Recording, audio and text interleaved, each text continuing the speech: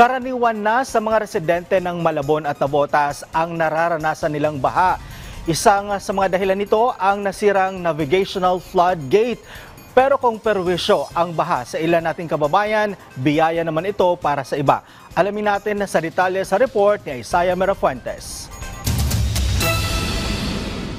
Kahit walang ulan, baha ang bumungad kahapon sa mga taga Malabon at Navotas. Pahirapan para sa mga residente ang pagpasok sa trabaho at eskwelahan dahil sa taas ng tubig. Para makatawid sa maitim na baha, padyak o bisikletang may sidecar ang patok sa Malabon. Pero kung perwisyo ang dulot ng baha sa iba, kabuhayan naman ang dala niyan sa mga residente.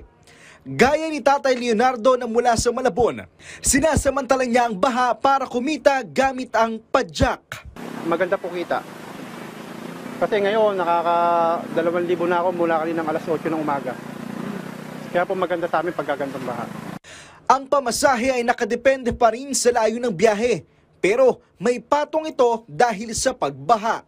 Ganito yung mga sinasakyan dito ng mga taga Malabon para lang makatawid sa kabilang panig ng kalsada. Katulad ko, hindi pwedeng mabasa yung sapatos. Sasakay sila ng ganito sa halagang 20 pesos. Pero bakit nga ba may baha? Ang sinisising dahilan ang hindi pa rin naayos na nasirang navigational floodgate. Nasira infrastructure noong nakaraang taon. Ito'y matapos mabangga ng barko. Naayos na ito pero muling bumigay nitong June lang. Ganito yan. The project for the repair started last year. Di ba naayos na yan, naisarado na yan, and merong ginagawa para ayusin to make it more workable and more functional. Siguro, doon lumabas yung mga wear and tear, doon lumabas yung mga problema na dapat i-address. And as the contractors are doing it, nakikita nila yung problema. July 1 ang naunang target date para matapos ang pagkukumpuni ng nasirang navigational floodgate. Pero bigo silang magawa ito dahil sa komplikadong sitwasyon.